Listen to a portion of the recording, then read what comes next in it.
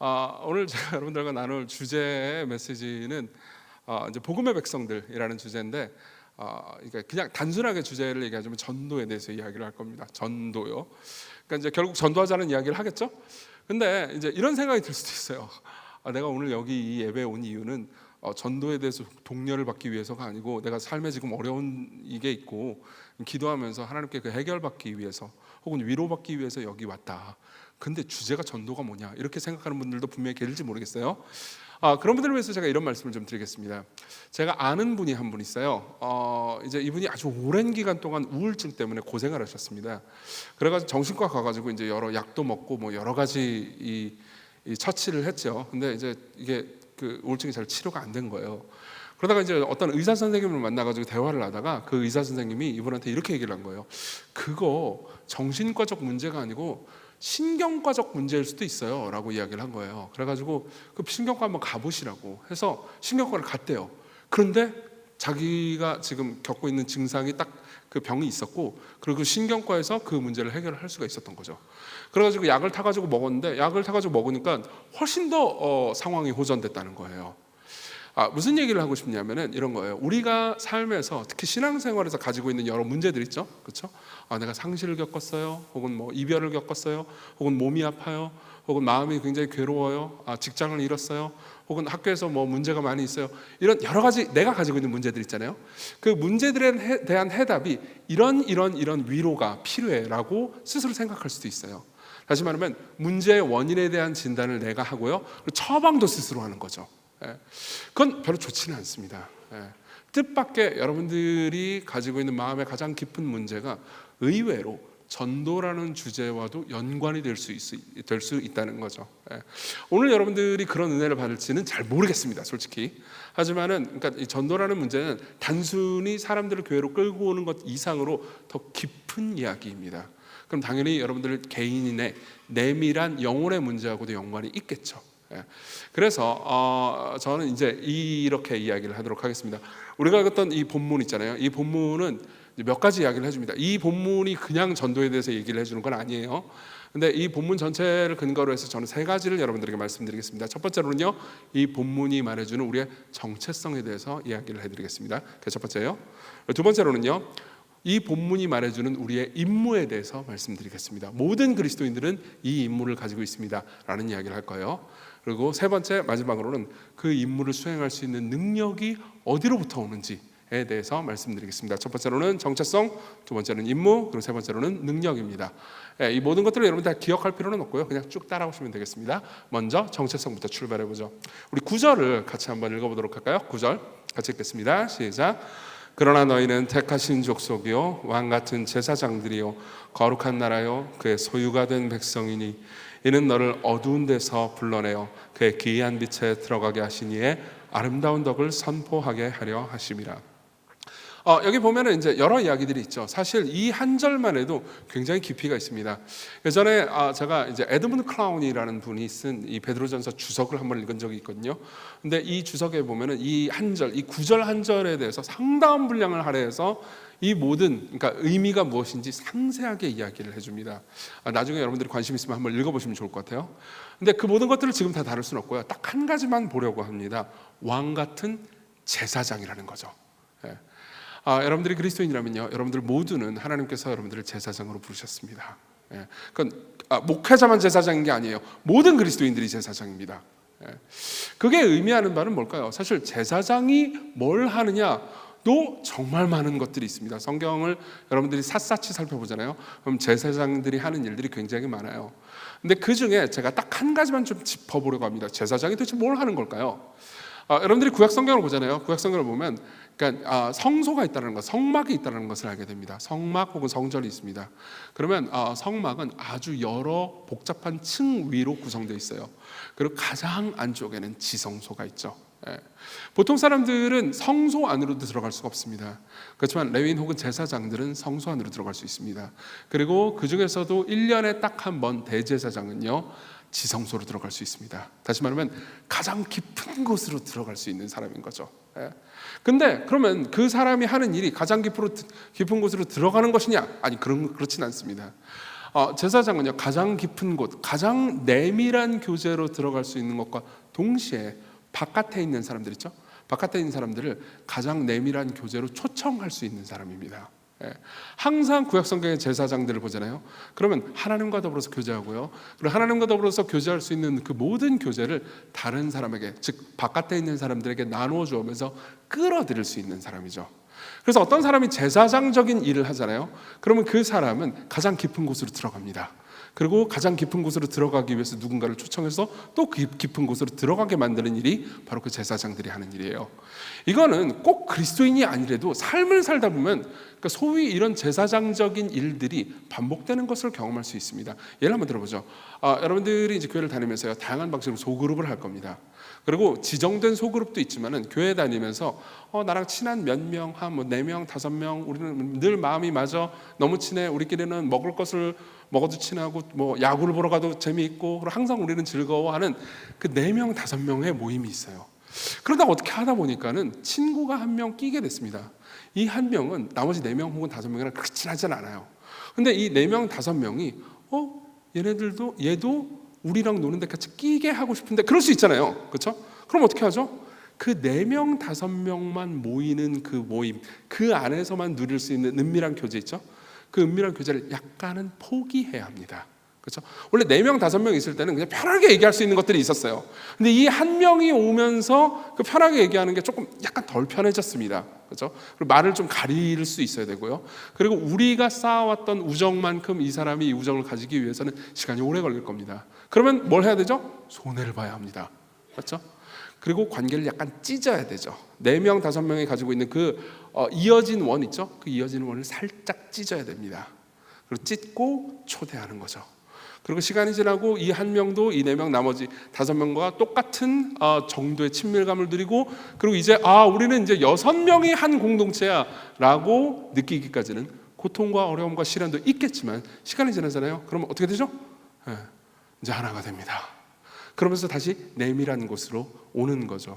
그러면 바깥에 있는 그 친구를 내밀한 곳으로 이끌기 위해서는 누군가 한 명, 모두가 같이 하면 좋지만 누군가 한 명의 희생이 필요할 겁니다.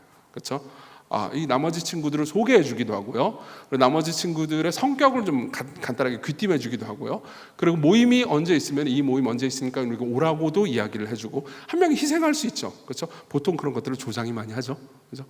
그러면 조장이 그 일을 계속해서 하면서 이 한 명의 친구를 안으로 끌어들이고, 시간이 지나서 계속해서 하나가 되려면요, 이 조장은 자기가 안에서 누리는 내밀한 교제를 약간은 포기해야 되겠죠. 그렇죠? 그걸 조금 더 포기할 수도 있고 포기할 수도 있고 포기할 수도 있고, 그렇게 포기하다 보면 자기는 바깥으로 나가지만 누군가를 안으로 끌어들일 수 있죠. 이게 바로 제사장이 하는 일이에요. 제사장은 항상 지성소로 들어갈 수 있습니다. 그렇지만 자기가 누리는 그 즐거움을요, 자기 혼자 누리지 않습니다. 결국은 누군가가 안으로 들어올 수 있도록 하는 거죠. 이게 바로 제사장이 가지고 있는 근본적인 일입니다. 그래서 성경 전체를 여러분들이 보잖아요. 그러면 항상 예수 그리스도께서 우리를 위해서 하신 일이 바로 이 일이라는 것을 알 수 있죠. 그분이 하늘 보좌 우편에서 하나님과 더불어서 교제를 맺으십니다. 그죠? 그리고 이 땅으로 오십니다. 뭔가 손해를 보셨죠? 엄청난 손해를 보셨죠? 그리고 우리를 하나님의 영광으로 초대해 주셔서 하늘 보좌 우편에서 하나님과 더불어서 교제를 나눌 수 있게 해주세요. 그럼 아까 제가 이런 말씀 드렸죠. 무언가 좋은 공동체가 있는데 그 공동체 안으로 누군가를 끌어들이려면 그 공동체의 연합을 약간은 찢어야 된다고 그랬죠. 그렇죠? 자, 그리스도께서 십자가에서 찢어지셨잖아요. 그렇죠? 그리스도께서 십자가에서 나의 하나님 어찌하여 나를 버리셨습니까? 라고 부르짖었을 때 그분은 하나님으로부터 버림을 받았습니다. 왜요? 우리가 마땅히 받아야 되는 하나님으로부터의 벌, 우리가 하나님을 반역했기 때문에 하나님께 받아야 되는 저주와 진노를 그분이 우리 대신 받으셨죠. 다시 말하면 찢어지신 겁니다. 그리고 그 빈 공간에 우리를 초대하시고 우리와 더불어서 하나가 되셨죠. 그분이야말로 위대한 대제사장이십니다. 그리고 그분이 우리를 계속해서 초대하시는 거죠. 자, 여러분들이 제사장이라는 것은 이런 의미입니다. 예수님께서 우리를 위해서 하신 일을 여러분들이 삶에서 계속해서 흉내내도록 초대받았다는 거예요. 우리가 그만큼 하지 못합니다. 그 누구도 그렇게 하지 못할 겁니다. 그렇지만 삶에서 여러분들이 그리스도인으로 부르심 받았다는 건요, 그 일을 계속해서 흉내내고 따라하면서 그분을 닮아간다는 거죠. 이게 바로 그분의 제자로 삶을 살아간다는 겁니다. 그러면 그런 측면에서 여러분들은 그러니까 다양한 방식으로 이 제사장적인 일을 할 수 있습니다. 예컨대 여러분들은 기독교인이 아닌 친구는 아직 하나님과의 그 내밀한 교제를 누리지 못하겠죠? 그럼 내가 하나님과의 내밀한 교제를 누리는데 그 내밀한 교제를 이 친구도 같이 누리게 하기 위해서 초대할 수 있고 계속해서 기도할 수 있고 그리고 그를 위해서 희생할 수 있습니다. 이것도 좋은 제사장적인 일입니다. 혹은 이런 것도 있을 수 있습니다. 여러분들이 소속된 공동체가 있을 수 있어요. 그리고 그 소속된 공동체 내에서 약간 왕따, 은따, 그냥 스스로 자발적 왕따 이런 사람들이 있을 수 있잖아요. 그렇죠? 그럼 생각해보세요. 이 공동체 내에서 우리가 누리는 이 좋은 것을 얘는 못 누린단 말이에요. 그럼 어떻게 하죠? 좀 찢어야 돼요. 나를 찢어야 되고 내 안락을 찢어야 됩니다. 그렇죠? 그리고 사람들을 끌어들이고 그리고 나는 약간 빠지고 그리고 내가 희생함으로써 이 사람이 들어오는 거죠. 그때 기독교인들은 어떤 걸 느끼는지 아십니까? 내가 주님을 따라서 살아가고 있구나 라는 걸 느끼게 돼요. 데이빗 매티스라는 사람이 있습니다. 이 사람은 이제 미국의 존 파이퍼 목사님이 섬기셨던 베들레헴 침례교회에서 아주 오랜 기간 동안 제자 훈련을 담당하셨던 분이에요. 근데 이분이 이제 경건한 습관이라는 제목의 책에서 이런 이야기를 해줍니다. 들어보세요. 나는 믿음은 있지만 크게 성장하지 못하는 영적 문제를 안고 있는 그리스도인을 종종 만난다. 성경 공부가 귀찮은 허드렛 일처럼 되고 기도 생활이 메마른 습관으로 바뀌었다. 한때 큰 열정을 가지고 증언하던 회심의 기적이 희미해져가는 먼 추억이 되어버렸다. 그들이 하는 일이라고는 단지 교회에 다니는 것뿐이다. 그들은 미온적이고 기계적인 태도로 고립화된 기독교의 고된 길을 힘겹게 걸어가고 있다. 그러나 그런 무기력한 신자들이 영적인 고립 상태에서 벗어나 구도자들을 만나게 되면 놀라운 일들이 일어난다. 그들이 교회에 다니지 않는 사람들과 생사를 가르는 대화를 나누게 되면 마음이 새롭게 혁신되는 징후가 나타나기 시작한다. 오랫동안 무시해온 부분이 새로운 의미를 지닌 채 되살아난다. 다른 사람들에게 복음을 전하려는 노력이 개인의 성장을 자극하는 촉매가 된다는 것은 얼마나 고무적인 일인지 참으로 믿기 어려울 정도다. 실제로 전도를 하면서요. 그러니까 전도를 할 때 내가 전도하는 그 사람이 예수 그리스도를 믿게 되든 그렇지 않게 되든 그 모든 과정 중에서 전도를 하는 사람들은 정말 다양한 일들을 겪습니다. 그리고 원래 화석화되고 차갑게 느껴졌던 그리고 차갑게 보였던 그 성경 구절이 생생한 의미를 가진 채 살아나는 것을 경험하게 되죠. 이게 하나님께서 우리에게 맡기신 제사장이라는 직무를 지속적으로 수행하려고 하는 사람만 누릴 수 있는 기쁨입니다. 여러분들의 영적인 우울은 이 임무하고 떨어져 있기 때문에 발생한 것인지도 몰라요. 물론 이렇게 생각할 수도 있습니다. 지금 현대 흐름 혹은 현대 사람들이 느끼는 지점 중에 하나는 그러니까 전도는 나쁜 것이다라는 합의가 있는 것 같습니다. 혹시 이 자리에 아직 기독교인이 아닌 분들이 계신지 모르겠습니다. 그런 분들은 내가 지금 난 아직 예수님 믿지도 않는데 나 기독교인도 아닌데 왜 내가 여기서 전도하라는 메시지를 들어야 되지? 라는 생각을 할지도 모르겠어요. 하지만 이걸 이런 식으로 한번 생각해 봅시다. 전도는요 모든 인간이 가지고 있는 기본적인 기능입니다. 다시 한번 전도는요 기독교인이든 기독교인이 아니든 모든 인간이 가지고 있는 기본적인 기능입니다. 그러니까 예수 그리스도에 대해서 전할지 전하지 않을지를 결정하거나 그리스도인이면 그렇게 되겠죠. 그렇지만 결정하거나 아닐 뿐이지 모든 사람은요 자기가 열정적으로 누리는 무언가가 있잖아요. 그러면 말하고 싶어해요. 자기가 무엇이든 열정적으로 누리잖아요. 그럼 말하고 싶어합니다. 생각해보세요. 어떤 사람들이 이렇게 얘기합니다. 종교를 전하는 건 안 좋아. 기독교 종교는 그냥 자기가 알아가지고 가지고 싶으면 가지고 그냥 교회 가고 싶으면 가고 아니면 마는 거지. 그러니까 남에게 종교에 대해서 전하는 것뿐만 아니라 종교에 대해서 말하는 것도 나쁜 거야라고 생각할 수도 있죠. 물론 강요하는 건 나쁜 태도일 겁니다. 실제로 신앙은 강요로 생기지도 않습니다. 하지만 복음에 대해서 말하는 것조차도 나쁜 거라고 말한다면요, 그건 조금 이상합니다. 한번 생각해보세요. 우리가 무언가를 누립니다. 그러면요 항상 누리면 여러분들이 제일 먼저 터져나오는 건 뭔지 아십니까? 찬양입니다. 예를 한번 들어보죠. 저는 고기를 좋아합니다. 고기를 정말 열렬하게 좋아합니다. 진짜 끔찍하게 좋아해요. 제가 제일 좋아하는 음식은 돈가스고요. 그리고 제가 제일 혐오하는 종류의 음식은 치즈 돈가스입니다. 왜냐하면 고기가 얇은 건 용서할 수 없어요. 근데 어쨌든 그래. 제가 이제 돈가스 죄송해요. 치즈 돈가스파 죄송합니다. 근데 저는 돈가스 율법주의자예요. 근데 용서해 주세요.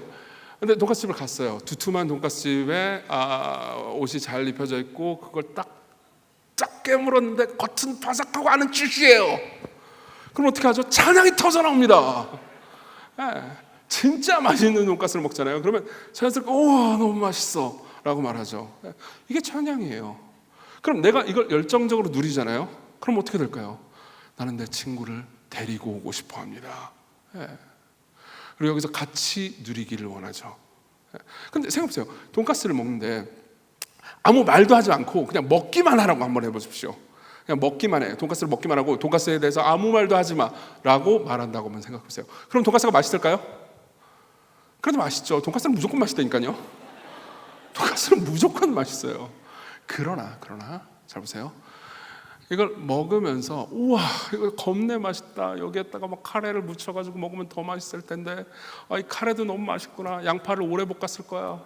그리고 카레 안에 버터를 왕창 넣었을 거야. 그러니까 느끼하고 맛있죠. 그리고 이 고기 두께는 아마도 안심일 것 같은데 안심의 어느 부위를 어떻게 써가지고 마이야르 반응을 해가지고 적당한 방식으로 적당한 두께로 적당하게 튀긴 거야. 그리고 돈가스 옷이 떨어지지 않지. 이거 되게 고급 기술이거든요. 이게 육즙이 막 너무 뻗어나오면은 돈가스, 지금 제가 너무 TMI를 말하고 있나요? 생각해보세요.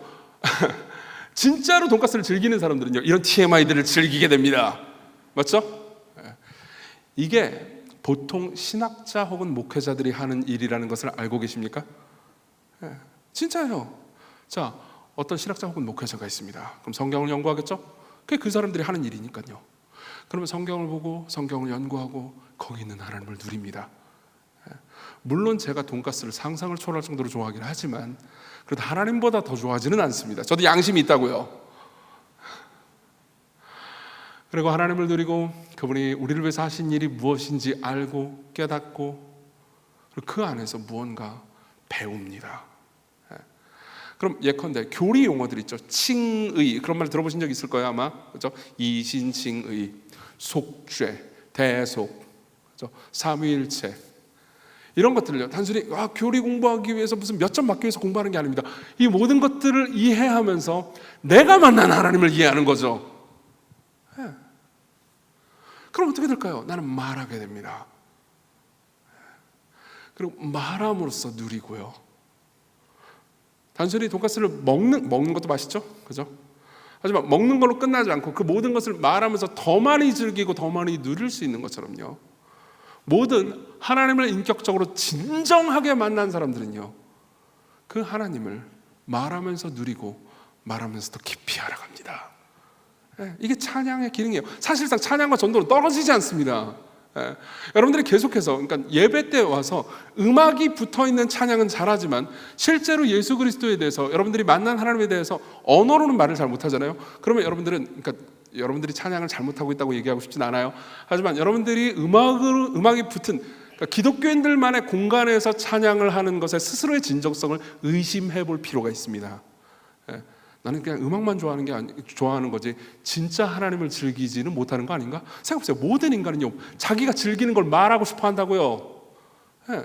아이유 노래를 듣고 너무 좋으면 아이유 노래를 선포하고 전도하고 찬양합니다. 안 그래요? 여러분들이 무엇을 즐기든 여러분들은 즐거워하고 찬양하고 남을 데리고 온다고요. 실제로 이것은 그러니까 기독교인들의 입장에서도 정직한 일뿐만 아니라 기독교인이 아닌 사람 입장에서도 정직한 일입니다. 무슨 말이냐면 이거예요. 기독교인이 아닌 여러분들이 많이 계신다면요, 제가 이런 질문을 던져보고 싶습니다. 진짜로 하나님이 계시고요, 천국과 지옥이 있다고 해봅시다. 그리고 진짜로 예수 그리스도와의 개인적 관계 때문에 죽은 이후에 영원한 삶이 갈리는 게 진짜 사실이라고 한번 생각해보세요. 사실이에요. 사실인데 기독교인이 아닌 분들 입장에서 정말 사실이라고 한번 생각해 보십시오. 근데 내 친구가 그 사실을 다 알고 있는데 나한테 얘기를 안 해줘요. 그러면 나를 얼마나 미워야 그 얘기를 안 할 수 있는 거예요? 네, 감사합니다. 반응이 있으니까 좋네요. 무슨 말인지 이해되십니까? 실제로 펜질렛이라는 미국의 스탠딩 코미디언이 있습니다. 스탠딩 코미디언들은 항상 뭔가 비꼬는 유머를 잘하죠. 이 사람은 꽤나 유명한 무신론자입니다. 무신론자고 그리고 기독교에 대해서 꽤나 싫어하긴 하지만 그럼에도 불구하고 전도를 싫어하지는 않습니다. 자기는 기독교인들이 전도를 하는 거에 대해서 나쁘게 보지 않는다는 거예요. 그러면서 이렇게 얘기해 줍니다. 들어보십시오. 만일 당신이 천국과 지옥이 있다고 믿는다면, 그리고 사람들이 지옥에 가거나 혹은 영원한 생명을 얻을 수 있다고 믿는다면, 그리고 사람들에게 이 사실을 말하는 것이 사회적으로 매우 어색한 일이기 때문에 말할 값어치가 없다고 생각한다면, 누군가를 개종시키지 않기 위해서는 당신이 그를 얼마나 미워해야 하는지, 영생이 가능하다고 믿으면서 그 사실을 얘기하지 않으려면 그 사람을 얼마나 증오해야 되는지 아는가? 물론 이제 제가 너무 차갑게 글로 써놔가지고 그렇긴 하지만 되게 웃겼어요. 이거 저는 보면서 되게 웃겼는데, 이거 사실이기도 하죠.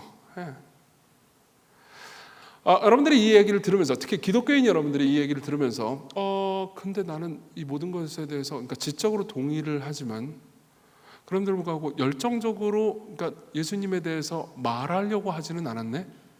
라고 느낀다면요, 제가 여러분들에게 드리고 싶은 말씀은, 여러분들이 하나님과의 개인적인 관계에 있어서 어딘가는 고장나 있다는 겁니다. 그렇다고 여러분들을 정죄할 생각은 없습니다. 우리 모두 어느 정도는 고장나 있는 사람들이니까요. 저도 마찬가지고요. 하지만 생각해 보십시오.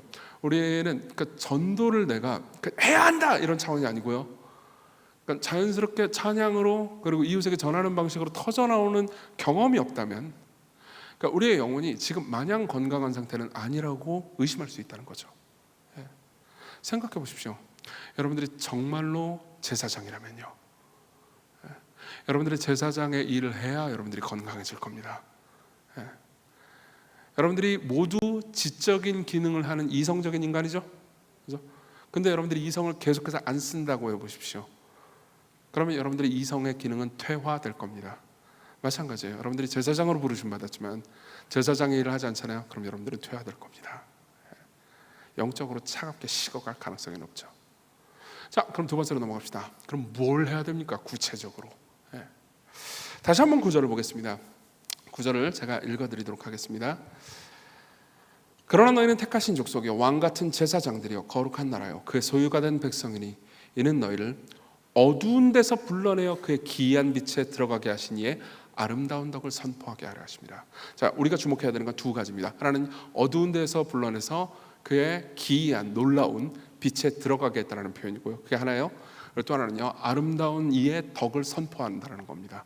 이 두 개를 하나씩 보도록 하겠습니다. 먼저 어둠 속에서 빛으로 한번 생각해 봅시다. 어둠 속에서 빛으로 간다는 건 뭘 의미하는 걸까요? 실제로 성경을 여러 군데를 보잖아요. 그럼 굉장히 많은 곳에서 우리가 그리스도인이 되기 전에는 어둠 가운데 있다가 그리스도인이 되고 나서 빛으로 들어왔다는 표현이 많습니다. 두 구절만 읽어드리죠. 에베소서 5장 8절입니다. 너희가 전에는 어둠이더니 이제는 주 안에서 빛이라 빛의 자녀들처럼 행하라. 하나 더 읽어드리겠습니다. 너희는 다 빛의 아들이요 낮의 아들이라 우리가 밤이나 어둠에 속하지 아니하나니. 데살로니가전서 5장 5절입니다.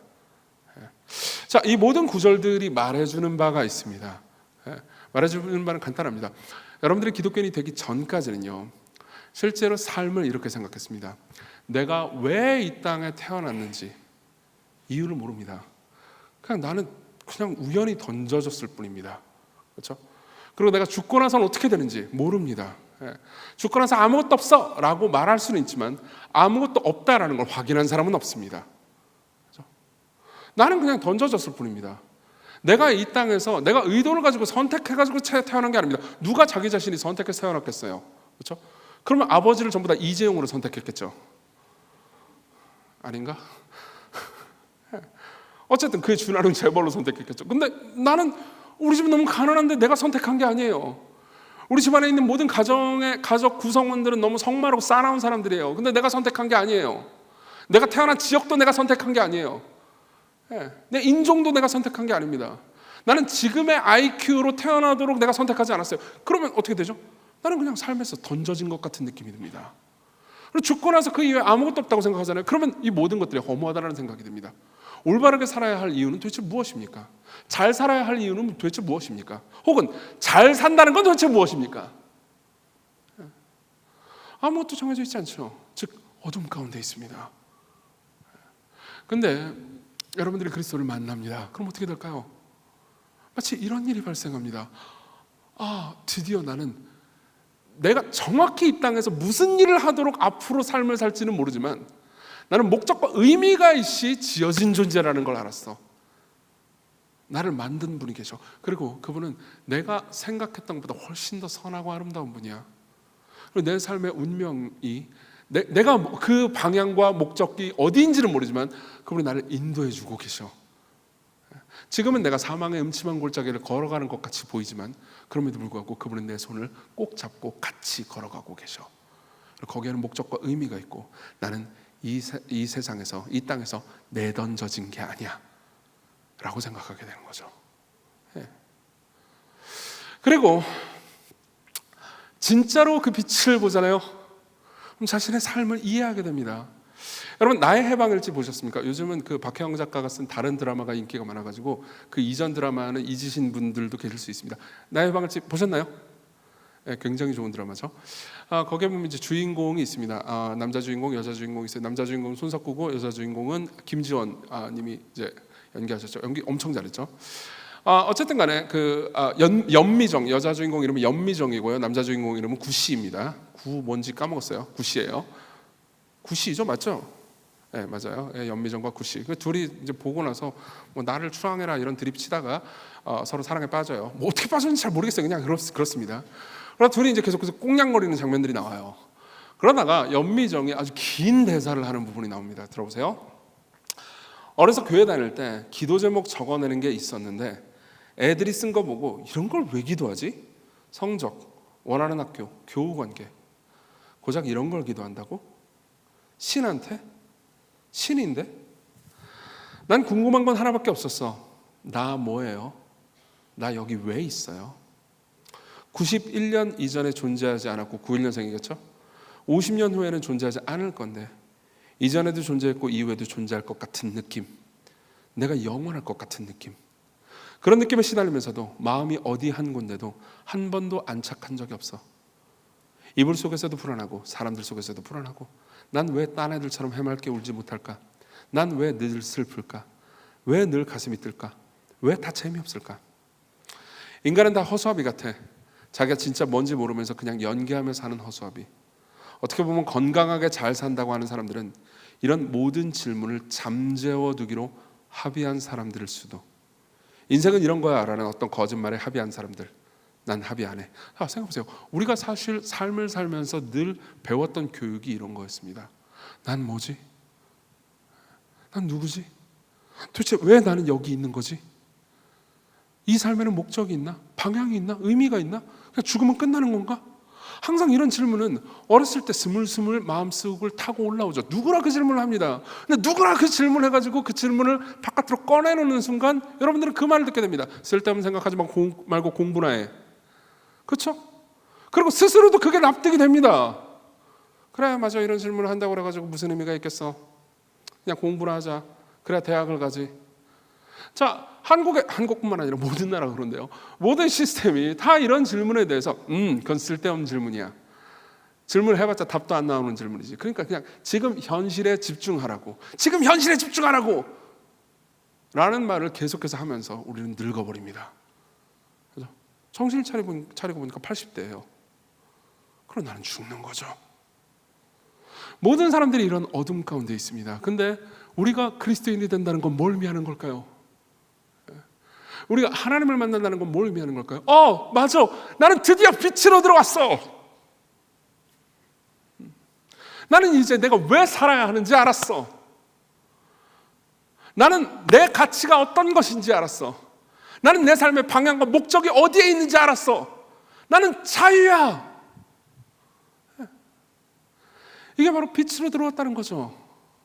그리고 빛으로 들어온 사람은 아직 어둠 가운데 있는 사람한테 말을 합니다. 빛이 있다고요. 너한테는 기원이 있다고요. 너한테는 목적과 방향이 있다고요. 그리고 그 끝은 네가 그리스도 안에 있다면 해피엔딩일 거라고요. 사실 모든 사람들이 어쩌면 듣고 싶었던 이야기, 그리고 그토록 간절히 들어야만 했던 이야기들입니다. 그렇죠? 이걸 비유컨대, 그러니까 비유를 하자면 이런 겁니다. 사실 우리가 되게 힘들어하는 이유가 어쩌면요, 우리 모두가 그러니까 어느 정도는 빛에 있지만 어느 정도는 어둠에 있기 때문일 겁니다. 비유컨대 이런 거예요. 자, 보세요. 예를 한번 들어봅시다. 엄마 뱃속에 쌍둥이가 있다고 합시다. 아직 태어나지 않았어요, 둘 다? 예. 엄마 뱃속에 쌍둥이가 있습니다. 그리고 둘 다 말도 안 되는 비유지만 둘 다 서로 의사소통을 언어로 할 수 있다고 합시다. 우리 쌍둥이가 뱃속에서 막 얘기를 할 수 있어요. 예. 근데 문제는 뭐냐면 둘 중에 한 쌍둥이는 원래는 못 듣다가 갑자기 초능력이 생겼어요. 이걸 거듭났다고 말하죠. 예. 초능력이 생겨가지고 바깥에 어른들이 하는 말을 들을 수 있어요.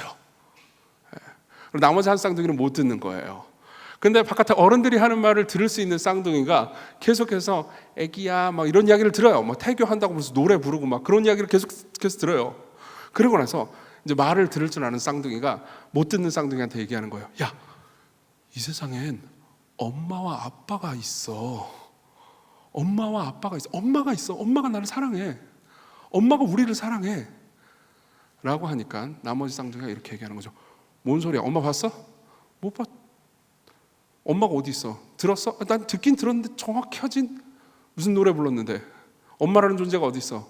내 눈에 보이는 거는 지금 양수와 이 어두움 아무것밖에 또 없는데 인생은 이게 다야. 나는 무엄마론자야.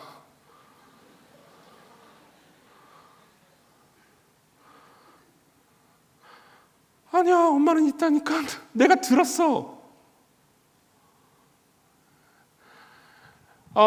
약간 이상한 비유긴 하지만요, 이게 우리 모두가 처한 현실을 어느 정도 반영해 주는 비유죠. 그래서 제가 여러분들에게 묻고 싶은 질문이 있습니다. 여러분들은 들었습니까? 여러분들은 그분의 말씀을 들었습니까? 예. 여러분들은 그분이 물론 눈으로 보진 못했겠죠. 눈으로 막 생생하게 막 환상을 보고 그런 분들은 끝나고 저하고 상담 좀 해주세요. 여러분들은 잘못됐을 수도 있어요. 아닐 수도 있어요. 진정한 것일 수도 있습니다. 뭐 그럴 수도 있겠지만 드물게 그런 경우도 있을 수 있겠지만요. 보통은 말씀을 통해서 하나님을 만나죠. 맞죠? 그리고 확신하게 됐습니다. 그렇지만 여러분들은 우리 모두 어느 정도 어둠 가운데 쌓여 있다는 걸 압니다. 그리고 우리 모두는 장차 엄청나게 밝은 빛 앞에 서게 될 거예요. 그리고 우리가 어느 정도 빛을 맛보았기 때문에 누군가를 빛으로 인도합니다. 이게 우리가 해야 되는 일이라는 거예요. 그리고 그걸 구체적으로 어떻게 하는 겁니까? 다시 9절을 보겠습니다. 그러나 너희는 택하신 족속의 왕같은 제사장들이요 거룩한 나라요 그의 소유가 된 백성이니 이는 너희를 어두운 데서 불러내어 그의 기이한 빛에 들어가게 하신 이의 분의 아름다운 덕을 선포하게 하라 하심이라. 자, 우리가 전해야 되는 게 뭐죠? 정확히 말하면 예수 그리스도의 아름다운 덕을 선포하는 겁니다. 이게 사람들이 전도에 대해서 가장 많이 오해하고 있는 지점인 것 같습니다. 많은 사람들은 전도를 이렇게 생각합니다. 교회 가자라고 말하는 걸 전도라고 생각합니다. 특정한 무슨 일을 하자라고 말하는 걸 전도라고 생각해요. 같이 기도하자, 같이 성경 읽자, 같이 교회 가자, 우리 목사님 설교 들어봐. 물론 이 모든 것도 거대한 전도의 일부로서 상당히 중요한 일들이긴 합니다. 이런 것들을 하는 게 나쁜 거라는 건 아니에요. 이것도 굉장히 중요하고요. 사실 사람들은 복음을 이 모든 통로들을 통해서 들으니까 정말 중요합니다. 하지만 그게 전도의 끝은 아닙니다. 그게 모든 전도의 본질은 아니에요. 전도의 본질은요, 예수 그리스도가 누군지를 선포하는 거예요. 그리고 우리는 이 지점에서 이 모든 어두운 세상에서 빛을 보는 접점을 만나게 됩니다. 어떻게 만나게 될까요? 자, 생각해보세요. 다른 종교는 어떻죠? 다른 종교는 저 위에 신이 있다고 말합니다. 그리고 그 신을 경배하고 그 신을 위해서 살라고 말합니다. 그리고 그 신은 우리가 얼만큼 순종했고 공로를 쌓았느냐에 따라서 우리에게 복을 준다고 약속하죠. 모든 종교의 메커니즘이 다 똑같은 건 아니지만 이와 유사합니다. 그렇지만 기독교를 생각해 보십시오. 우리를 어둠 속에서 빛으로 인도하는 분이 있습니다. 그분은 어떤 분이죠? 그분은 사람으로 이 땅에 오셨습니다. 맞죠? 이게 기독교와 다른 모든 종교의 결정적인 차이점입니다. 우리가 믿는 하나님은, 삼위 중에서 한 위격인 하나님은요, 사람인 동시에 하나님이라는 거죠. 이게 얼마나 많은 지점에서 사람들에게 복음의 위로와 감격을 줄 수 있는지 아십니까? 생각해보십시오. 예컨대 고난을 당한다고 합시다. 여러분들도 삶에서 고난을 당하는 분들이 계시겠죠. 지금도 고난 가운데서 기도하러 오신 분들도 분명히 있을 겁니다. 그런데 재밌는 건요, 기독교인도 고난을 당하고요, 기독교인이 아닌 사람들도 고난을 당한다는 거죠. 그러면 우리는 뭐라고 하겠습니까? 고난 당했니? 기도해. 그러면 하나님께서 고쳐주시고 그 고난을 해결해 주실 거야. 좋은 전도입니다. 그렇지만 이게 진짜로 기독교적인 전도는 아닙니다. 왜냐하면 제가 알기로는요, 이슬람교도들도 똑같은 얘기를 할 수 있습니다. 알라께 기도하면 알라가 문제를 해결해 줄 거야. 이렇게 말할 수 있겠죠? 그들도 동의할 겁니다. 유대교들도 똑같이 말할 수 있을 겁니다. 그렇지만 우리는 거기서 한 발 더 나가서 이렇게 말할 수 있습니다. 네가 당하는 고난을 우리가 믿는 하나님은 정말로 공감하셔. 왜냐하면 그분은 저 위에서 고난을 해결해 주시는 신일 뿐만 아니라 이 땅에 내려와서 고난을 경험한 신이거든. 그렇죠? 다른 종교의 신자들이 이렇게 말할 수 있을까요? 절대 말할 수 없을 겁니다. 한번 생각해 보십시오. 매일매일 다람쥐 쳇바퀴처럼 돌아가는 일이 고되고 힘드십니까? 예수님도 그 일을 겪으셨습니다. 그분은 목수셨습니다. 그분은 진짜 목수인지 아닌지는 잘 모릅니다. 왜냐하면 그리스어, 목수라고 우리나라 말로 번역된 그리스어 테크톤이라는 단어는 목수에게도 쓰이고 석수 혹은 여러 가지 다른 직업에도 쓰이는 단어였기 때문입니다. 근데 그 모든 학자들이 동의하는 바가 있습니다. 그 테크톤이라는 단어는요, 그렇게 당시에서 괜찮은 훌륭한 무슨 인정받고 존경받는 직업은 아니었다는 겁니다. 이 테크톤이라는 단어를요, 우리나라 말로 가장 뭐라고 해야 될까, 어감을 살려서 잘 번역하는 방법은요, 노가다입니다. 그럼 노가다를 하셨습니다. 노가다가 나쁜 거 하등한 일이라는 건 아니에요, 당연히. 하지만 그분은 고단한 삶을 사셨다는 거죠. 그분은 남자들이 이래서 그 나사렛 근처에는요, 당시에 거대한 건설 현장이 있었습니다. 매일같이 가서요, 박봉에 시달리면서 고통 가운데 일을 하셨고요, 욕설과 폭력과 그리고 괴로움이 난무하는 곳에서 30살까지 계속해서 삶을 사셨습니다. 누군가 외로움을 겪고 있습니까? 그분도 외로움을 겪었습니다. 누군가 배신당한 사람이 있습니까? 그분도 배신당했습니다. 제가 제 친구를 전도했던 스토리 하나만 얘기해 드리겠습니다. 그 친구는 저희 이제 오랜 대학 동기였습니다.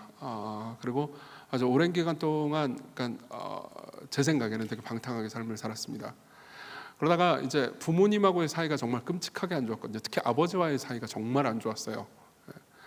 그리고 나서 이제 삶을 살다가 아버지하고 어머니하고 거의 이제 손절하듯 삶을 살았죠. 그리고 이제 결혼을 하긴 했는데 결혼 생활도 굉장히 순탄치 않았습니다. 그러다 이제 결국은 뭐 자세히 얘기해 드릴 수는 없지만은 가족이 죽는 것을 경험해요. 근데 가족과 사이가 안 좋았다고 그랬잖아요. 근데 그런 게 있어요. 가족과 사이가 아무리 안 좋았어도 가족이 죽잖아요. 그러면 진짜 너무 큰 죄책감에 시달리는 것 같아요. 그래서 이제 그 친구의 가족이 죽었다는 얘기를 듣고 제가 이제 밤에 장례식장에 찾아갔습니다. 저는 항상 장례식장에 갈 때 밤에 가는 걸 좋아합니다. 왜냐하면 사람들이 좀 손님이 빠져야 그때 좀 진솔한 이야기를 나눌 수 있게 되거든요. 그래서 이제 진솔한 이야기를 나누고, 그리고 제가 제일 먼저 물어봤던 건 고인이 어떤 분이셨냐고 물어봤어요. 고인은 어떤 분이셨어? 이제 그 다음에 소주를 비우면서 계속해서 이제 얘기를 하더라고요. 소주에 술 기운 탓이었는지 어쨌는지 굉장히 진솔한 시간이었습니다. 그러니까 여러분, 상대방이 술을 마셔도 전도는 할 수 있습니다. 그러고 나서 제가 얘기해줬죠. 제가 목사라는 걸 아니까요. 그 친구가 항상 저는 이제 너는 목사에서 뭐 먹고 살래? 뭐 이런 식으로 그 친구가 저를 놀렸거든요. 그래서 그 친구가 저한테 물어봤습니다. 그러니까 너는 목사잖아, 종교인이니까 여기에 대해서 할 말이 있냐? 라고 물어보더라고요. 저는 당연히 할 말이 있었습니다. 저는 네가 종교를 믿으면 마음이 평안해질 거야, 이렇게 말할 필요가 없었습니다. 그건 이종교의 제일 되는 자랑거리가 아니거든요. 그건 다른 종교인들도 할 수 있는 말입니다. 이종교의 제 이름이 이종규입니다, 참고로. 이렇게 관종력을 발휘했죠. 이종교의 제일 되는 자랑거리는요, 우리가 믿는 하나님이 가족이 죽는 걸 경험해 본 하나님이라는 거죠. 성부를 생각해 보십시오. 자기 아들이 십자가에서 고통스럽게 죽는 것을 보셨습니다. 제가 알기로 이런 하나님은 없습니다. 그렇기 때문에 네가 지금 경험한 상실의 고통을 단순히 전지하시기 때문에 하시는 정도가 아니라 경험하셨기 때문에 하신다. 너무 아름다운 신 아닙니까? 이분을 선포하는 거예요. 여러분, 크리스마스가 되면 어떤 노래가 생각나시나요? 보통 크리스마스 때 어떤 노래 생각나시죠? 네, 뭐 그리스도인들한테 물어보면 고요한 밤, 거룩한 밤 생각 많이 난다고 하더라고요. 네, 뭐 기쁘다 구주 오셨는데도 생각나고요.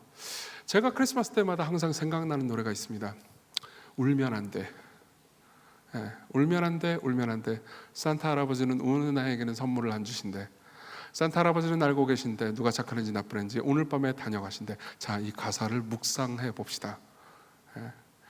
이 가사는 산타에 대한 송가죠. 그렇죠? 산타 찬양가입니다. 근데 여러분들이 산타에 대해서 알아야 되는 게 몇 가지가 있습니다. 첫 번째, 산타는 없습니다. 아직도 산타가 있다고 생각하시는 분들이 계시다면요, 정신 차리세요. 없어요. 없어요. 제가 어느 정도로 산타에 대해서 없다고 말하고 다니냐면요, 진짜 실제로 시건교회 사람들은 저한테 산타 혐오자라고 말하거든요. 어느 정도냐면 제가 유치부에 가가지고 얘들아 산타는 없단다 이러고 말하고 다녀요. 그럼 유치부 선생님들이랑 부모님은 경악을 하죠. 목사님 왜 이러세요? 미쳤어요? 막 이러면서. 그래서 갑자기 왜 애들의 동심을 짓밟으세요? 산타는 없어. 그럼 애들이 반항을 해요. 아니에요, 어린이집에서 봤어요. 그 선생님이 분장한 거란다. 아니에요, 양말에 선물이 있었어요. 엄마가 넣어놓은 거란다. 자, 그러면 제가 왜 이런 짓을 하는 걸까요? 산타는요, 우리가 믿는 하나님과 꽤나 유사한 짝퉁신입니다. 당연히 산타는 없어요. 그렇지만 꽤나 유사해요.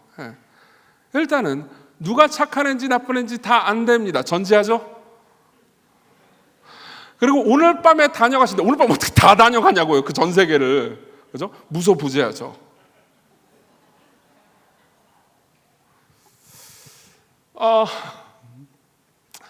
그러나 우리가 믿는 하나님과 다른 점이 있습니다. 산타는 절대 우는 아이에게 선물을 안 줄 겁니다. 그렇지만 예수 그리스도를 생각해 보십시오. 겟세마네에서 그분이 뭘 하셨는지를 떠올려 보십시오. 거의 몸을 가누지 못할 정도로 우셨습니다. 히브리서에 따르면요, 그분은 심한 통곡과 눈물로 하나님께 간구와 소원을 올리셨다고 말합니다. 왜요? 왜 그분이 고통당하셨습니까? 왜 그분이 그토록 겟세마네에서 괴로워하셨습니까? 왜 자신의 뜻은 십자가를 지는 게 아니었지만 아버지의 뜻이라면 받아들이겠다고 말했죠? 나쁜 아이들에게 구원이라는 선물을 주시기 위해서요. 성경의 가르침에 따르면 저와 여러분들 모두가 나쁜 아이입니다. 그리고 인생을 살다 보면 모두가 알게 됩니다. 내가 착한 아이인 줄 알았지만 실제로 삶을 살다 보면 내 안에 죄가 있다는 것을 알게 되죠. 그것은 기독교인이든 기독교인이 아니든 모두가 마음속 깊은 곳에서 깨닫게 되는 사실입니다. 그리고 실제로 나이를 먹고 삶을 살잖아요. 어둠 가운데 삶을 살다가 우리 모두 각자에게 필요한 존재는 착한 아이에게 선물을 주는 산타 같은 신이 아니라 나쁜 아이에게 은혜를 주는 그리스도라는 것을 알게 됩니다. 이분을 말해주는 거예요. 이분을 말해주는 것은 종교적 강압이 아닙니다. 이분을 말해주는 것은 해방입니다. 이분을 말해주어야만 인간은 해방됩니다. 이분을 말해주어야만 인간은 빛으로 들어갑니다. 이분 안에서만 여러분들은 자유해질 수 있어요. 자, 그럼 마지막으로 넘어가겠습니다. 이 모든 것을 행할 수 있는 능력을 생각해 봅시다. 여기까지 이야기를 들으신 어떤 분들 중에서는 그래, 내 친구에게 복음을 전해주고 싶다, 내 친구에게 예수님에 대해서 말해주고 싶다 라고 생각한다 하더라도 마음속에 여전히 두려움이 있을 겁니다. 그렇죠? 그 두려움은 되게 다양한 방식으로 표현될 수 있지만요, 제일 큰 두려움은 아마 이런 걸 겁니다. 버림받을지도 모른다는 두려움. 사실 교회로 이 친구가 데리고 왔는데 교회에서의 경험이 이 친구가 별로면, 그죠? 얘가 나를 싫어하지 않을까? 얘하고 나하고의 관계가 끊기지 않을까? 그런 두려움 다 있잖아요. 저도 있어요. 저도 심지어 제가 목사인데 우리 교회를 오라고 초청하는 것도 저도 두려워요. 내 설교가 별로일까 봐. 그렇죠? 그래서 항상 이렇게 얘기해 줍니다. 우리 교회 찬양이 정말 좋아.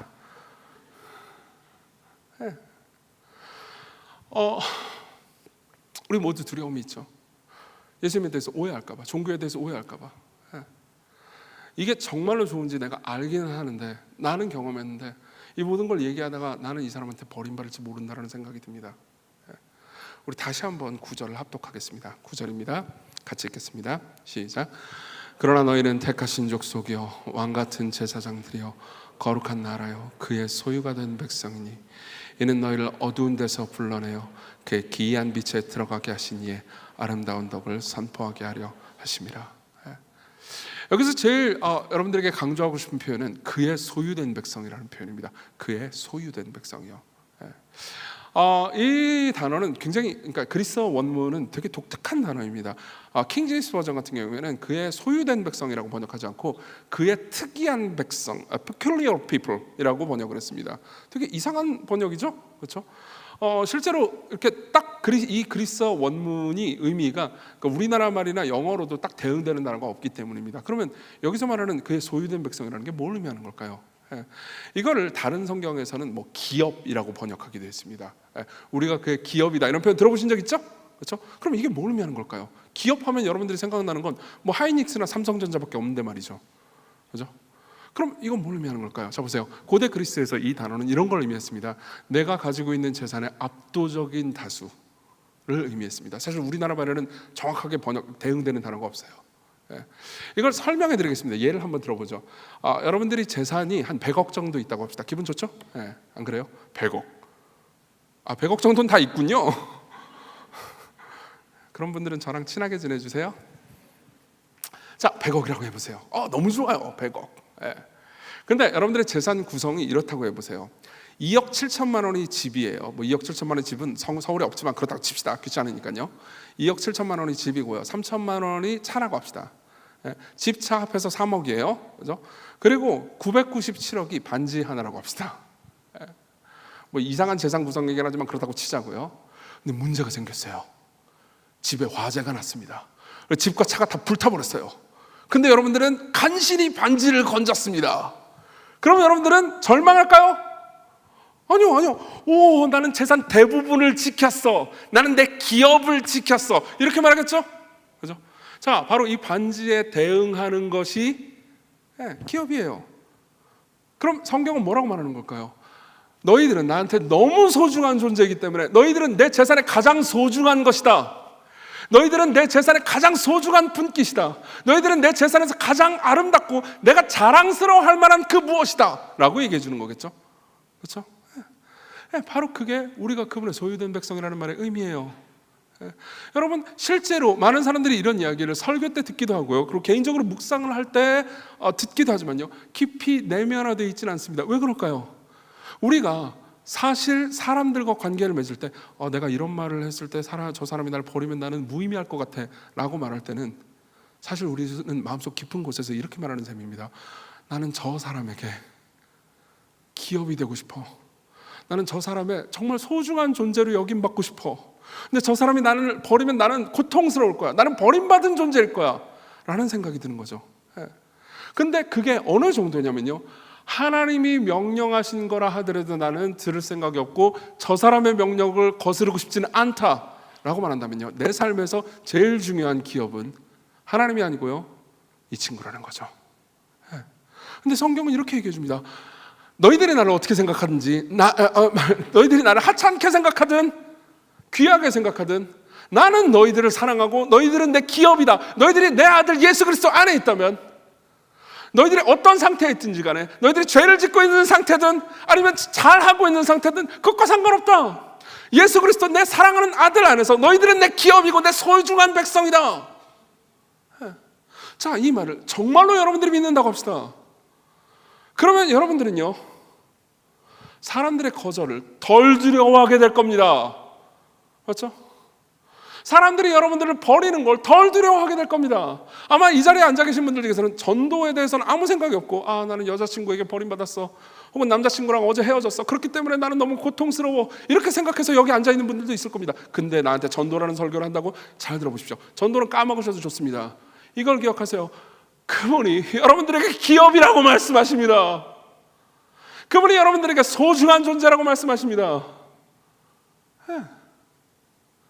그러면 보세요. 그분이 여러분들에게 소중한 존재라는 것을 그분이 어떻게 입증하셨을까요? 여러분 생각해보세요. 어떤 것이 정말로 소중하다면요, 그 가치를 뭘로 매기냐면은 그 소중한 걸 얻기 위해서 무엇을 희생했느냐에 따라서 가치를 매길 겁니다. 그렇죠? 이 태블릿 PC를 한번 생각해 봅시다. 제가 이거 한 90만 원 주고 샀는데요. 그래서 우리는 이 태블릿 PC를 뭐라고 부를 수 있죠? 90만 원 정도의 가치라고 말할 수 있을 겁니다. 아마 90만 원보다 비쌌으면요, 저는 이걸 안 샀을 거예요. 제가 이 태블릿 PC를 가지기 위해서 제가 치를 수 있는 값은 90만 원이었습니다. 그보다 예를 들면 900만 원을 주세요. 그럼 저는 안 샀겠죠. 한번 생각해 보시죠. 여러분들이 길거리를 걸어가고 있습니다. 근데 주머니에 이렇게 만작거리다가 주머니에 있는 100원짜리 동전이 또르르하고 떨어졌다고 합시다. 그래서 하수구로 들어가 버렸어요. 그럼 여러분들은 그 100원짜리를 구하기 위해서 하수구 안으로 들어갈까요? 아니요, 절대 안 들어갈걸요? 네. 들어갈 분 계신가요? 제가 100원 드릴게요, 여러분. 들어가지 마세요. 네. 들어가지 않겠죠. 에이, 재수 없어. 그러면서 지나가겠죠. 하지만 그런 건 존재하지 않지만 1억짜리 지폐를 떨어뜨려 갔다고 합시다. 그럼 어떻게 할까요? 당연히 뜯고 들어가겠죠. 여러분들이 몸에 오물이 묻든 아니면 더러운 냄새가 나든 그런 건 상관하지 않을 겁니다. 구청에 전화하고 난리를 칠 거예요. 맞죠? 자, 성자 하나님께서 사람이 돼서 이 땅에 왔다는 건 뭘 의미하는 걸까요? 하늘 영광 버리고 이 땅에 오셨다는 건 뭘 의미하는 걸까요? 아까 제가 여러분들에게 이런 비유를 들었죠. 우리 모두는요, 어느 정도 뱃속에 있는 아이와 같다고요. 뱃속에 있는 아이가 태어나려면, 즉 새로운 생명을 얻으려면 어떻게 해야 되죠? 모든 생명은 희생을 통해서 태어납니다. 여러분들 중에서 여러분들의 선택으로 태어난 사람은 아무도 없어요. 엄마의 희생으로 태어났죠. 그렇죠? 아빠의 약간의 희생과 엄마의 거대한 희생으로 태어났습니다. 그렇죠? 저는 딸이 둘이 있습니다. 그리고 그 두 딸이 특히 첫째가 태어날 때는 그때는 이제 아빠가 출산할 때 옆에 있는 게 허용됐었어요. 그래가지고 제 아내가 제 첫째 딸을 낳는 걸 옆에서 지켜봤습니다. 굉장히 긴장했죠. 너무너무 힘들었습니다. 그리고 제 사랑하는 아내가 고통스러울까봐 굉장히 마음이 두려웠어요. 혹시 죽을지도 모른다는 생각이 드니까 더 두려웠죠. 뭐 요즘 죽는 일들은 드물긴 하지만 옛날에는요, 아이를 낳다가 죽는 일이 다반사였습니다. 제가 최근에 의학의 역사에 대해서 공부한 적이 있는데요. 이 최근에 그러니까 여러 가지 뭐라고 해야 될까? 시술 같은 것들이 발전하기 전에는 고대 사회에서는 아이를 낳다가 죽는 일이 허다했다고 말합니다. 그러니까 고대 사회에서 어떤 엄마가 아이를 낳는 것은요, 죽음을 각오한 일이었죠. 그리고 저도 그게 두려웠기 때문에 제 첫째 딸을 낳을 때 제 아내의 손을 잡고 옆에 있었습니다. 아내에게 진통이 오고요, 아내는 소리를 지르기 시작했습니다. 그때 제가 제일 놀랬던 건 이거였습니다. 아내는 소리를 지르고요, 고통당하고 있고, 그리고 제가 한 번도 보지 못한 아내의 얼굴이 있었습니다. 그리고 아이가 태어나기 시작했고요, 살이 찢어지고 피가 터지고 울부짖음과 고통이 있고, 저는 그 모든 것 가운데서 아무것도 하지 못하고 그냥 아내를 쳐다보고만 있었습니다. 속으로 기도하고, 그리고 막 그 의사 선생님이 옆에서 막 하나부터 열까지 세래요. 막 힘주라고 해가지고 막 열 세라고 그러는데 막 제대로 세지도 못하고, 막 저도 울고 제 아내도 울고 막 너무 괴로웠습니다. 제가 제일 놀랐던 거는요, 제 코가 예민해서 그런지는 모르겠으나 그때 저 상상도 못했거든요. 아내가 고통스러울 것과 피가 터지고 살이 찢어지는 건 상상했지만 피비린내가 날 줄은 몰랐습니다. 피비린내, 살이 찢어지고 고통스러운 울부짖음, 그리고 그 가운데 아이가 태어나는 거죠. 여러분, 이 모든 것은 정확히 십자가에서의 일과 유사하지 않습니까? 자, 하나님의 영원한 아들이 여러분들을 소중히 여기셔서 여러분들을 지옥으로부터, 죽음으로부터, 어둠으로부터 구해내기 위해서 그분이 하신 일이 뭐죠? 십자가에서 그분은 소리를 지르십니다. 나의 하나님 어찌하여 나를 버리셨나이까? 그분의 양손과 발에 못이 박히고 살이 찢어지고 피가 터지며 피비린내가 나죠. 그리고 그 모든 것 앞에 예수께서는 이렇게 말씀하신 적이 있습니다. 요한복음 16장 21절 들어보십시오. 여자가 해산하게 되면 그때가 이르렀으므로 근심하나 아기를 낳으면 세상에 사람 난 기쁨으로 말미암아 그 고통을 다시 기억하지 아니하느니라. 이건 두 가지 의미가 있습니다. 여러분들이 복음을 전할 때 누군가가 예수 그리스도를 믿게 되면 여러분들이 그 가운데 고생을 많이 하겠지만 여러분들은 그 고통을 기억하지 않는다는 의미입니다. 문맥을 보면 그래요. 이게 첫 번째 의미지만 또 다른 의미도 있습니다. 여자가 해산하게 되면 그 때가 이르렀으므로 근심한다고 말하잖아요. 근데 요한복음 내에서요, 항상 때는 십자가를 가리킵니다. 나중에 한번 찾아보십시오. 요한복음에서 때를 검색해 보십시오. 전부 다 예수께서 십자가를 가리키는 때라는 것을 알게 될 겁니다. 그분은 이렇게 말씀하시는 거죠. 내가 고통당할 것이다. 내가 해산하는 여인처럼 찢어지고 피를 흘리고 그리고 울부짖고 괴로워할 것이다. 그래야 너희들에게 새 생명이 있고 그래야 너희들이 어둠 가운데서 빛으로 나올 수 있기 때문이다. 나는 그 모든 고통을 기꺼이 감당하지만 그 고통 넘어 나는 기쁨을 맞이할 것이다. 나는 그 고통을 기억하지 않을 것이다. 그만큼 너희들이 내게 소중한 존재이기 때문이다. 그리스도께로 오십시오. 그분이 여러분들을 소중히 여기십니다. 그리고 그분이 여러분들을 그토록 소중히 여기신다면 여러분들이 때로 거절당하는 것을 그토록 두려워할 이유가 무엇입니까? 오히려 감사함과 기쁨으로 이웃에게 자신이 만난 예수 그리스도가 얼마나 소중한 분이신지 겸손하게 고백하십시오. 확신컨대 하나님께서 여러분들과 함께 하실 겁니다. 우리 같이 찬양 부를까요? 우리는 주의 백성이오니 주의 그 큰 이름 선포합니다. 이곳 어두운 세상의 빛으로 부르셨네. 주의 얼굴 구할 때 역사하소서.